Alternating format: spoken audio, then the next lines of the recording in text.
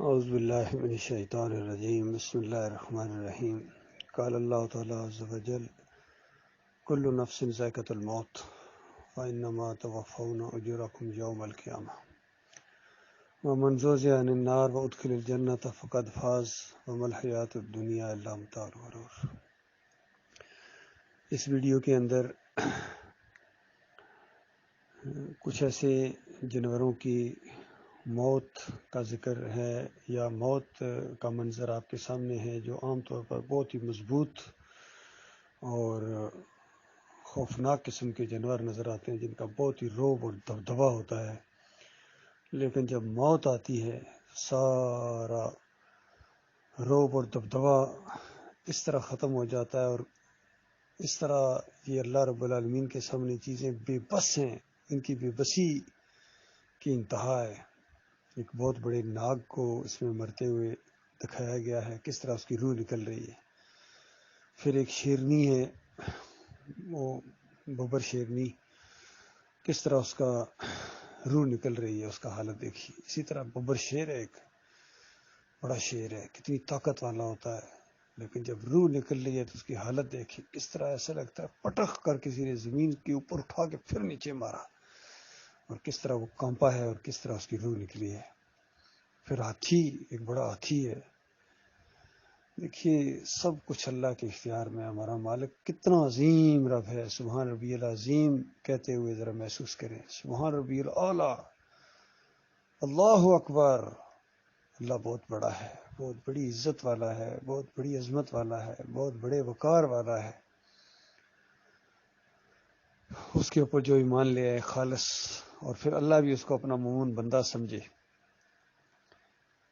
کتنی خوش قسمتی ہے اس انسان کی، کتنی خوش قسمتی ہے، اور کتنا بڑا بدبخت ہے جو ایسے عظیم مالک کو چھوڑ کر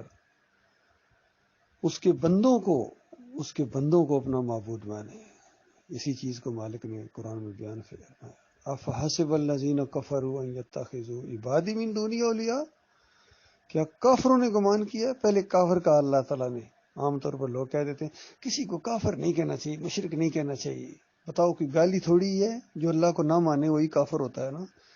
جو اللہ کے بات کے مطابق بات نہ کرے بلکہ اس کا مقابلہ کرے یا اس کے الٹ کرے، اس کو کیا کہا جائے؟ مومن کہا جائے اس کو؟ اتنی سادہ سی بات نہیں سمجھ آتی۔ اصل میں ایمان خالص کی طرف آنا ہی نہیں چاہتے ہیں، معاشرے سے ٹکر لینا ہی نہیں چاہتے ہیں، معاشرے کے اندر رکھ رکھاؤ ہے، بس ان کے ساتھ نہ پکڑو، اللہ کے ساتھ بگڑتی ہے کوئی بات نہیں، وہ دیکھا جائے گا۔ اور تم کیا دیکھ لو گے؟ اس زندگی کے بعد تو دو ہی انجام ہیں، ایک جنت ہے ایک جہنم ہے۔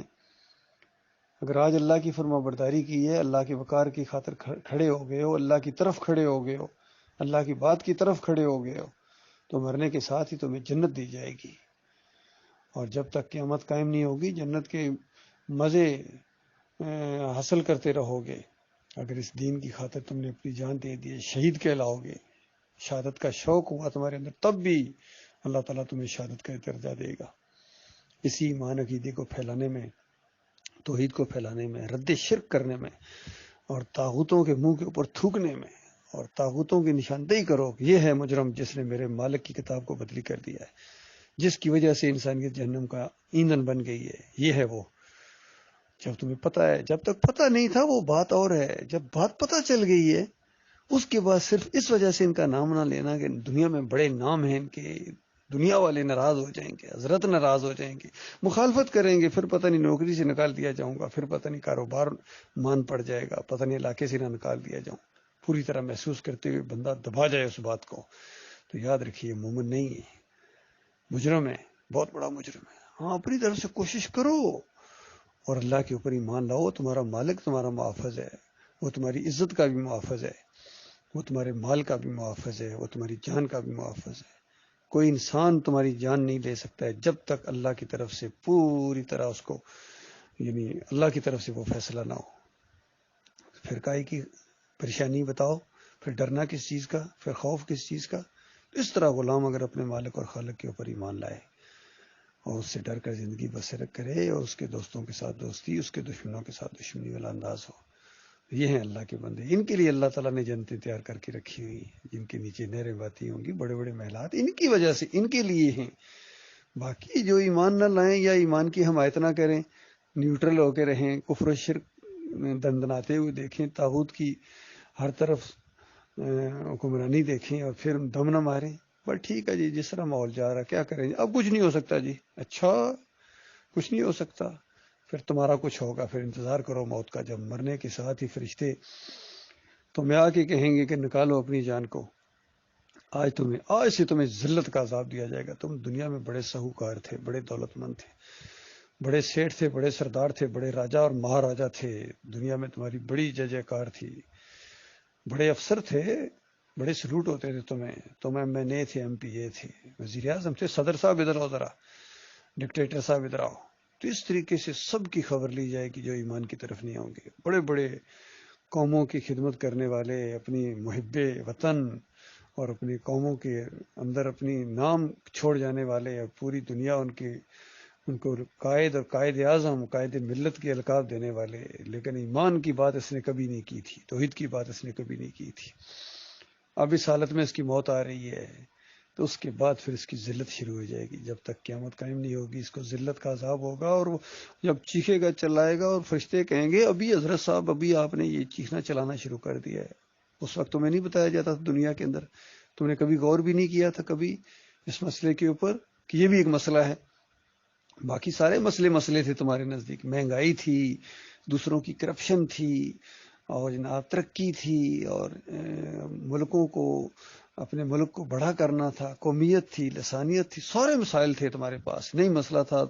تو ایمان اور شرک کا مسئلہ تمہارے لیے کوئی مسئلہ ہی نہیں تھا، یہ بالکل بلکہ غیر ضروری چیز تھی تمہارے لیے، اگر کوئی مسئلہ اٹھاتا بھی تھا تو تم اس کو پاگل بیوقوف کہتے تھے کہ یہ دیکھو یہ کن چکروں میں پڑ گئے،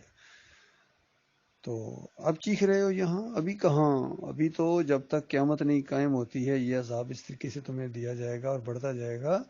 اور قیامت کے بعد پھر تمہیں ایسے شد العذاب کے اندر جب پھینکا جائے گا تو اس وقت تمہاری کیا حالت ہوگی، پھر دکھایا جائے گا وہ منظر، وہ دیکھو جہنم کا لاوا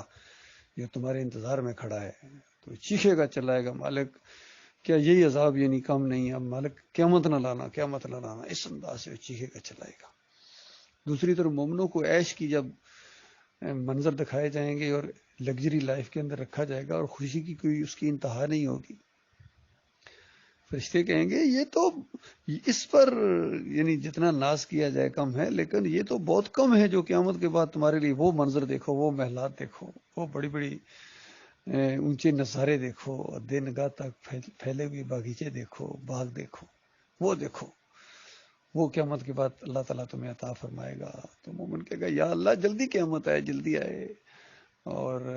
شہید جو ہوتے ہیں ان کو تو جنت کی نعمتوں کے اوپر آنا جانا اور عرش الہی کے نیچے بڑے بڑے محلات اس کے اندر داخل کر دیا جاتا ہے، جنہوں نے اللہ کی خاطر جان دے دی یا اللہ کی تبلیغ کرتے ہوئے مارے گئے، یہ دو انجام ہیں، اس کے اوپر جب تک نظر نہیں ہوگی اللہ کے بندو ایمان کے اوپر قائم رہنا، تو کیا ایمان کی طرف کوئی آ ہی نہیں سکتا ہے، اور اگر آ بھی گیا تو وہ پھسل جائے گا کچھ دنوں کے بعد، وہ اکتا جائے گا، تھک جائے گا، کہے گا میں تھک گیا ہوں، اور مومن ہر روز تر و تازہ ہوگا، جس کا ایمان کھرا ہوگا، ہر روز تازہ دم کے ساتھ وہ اس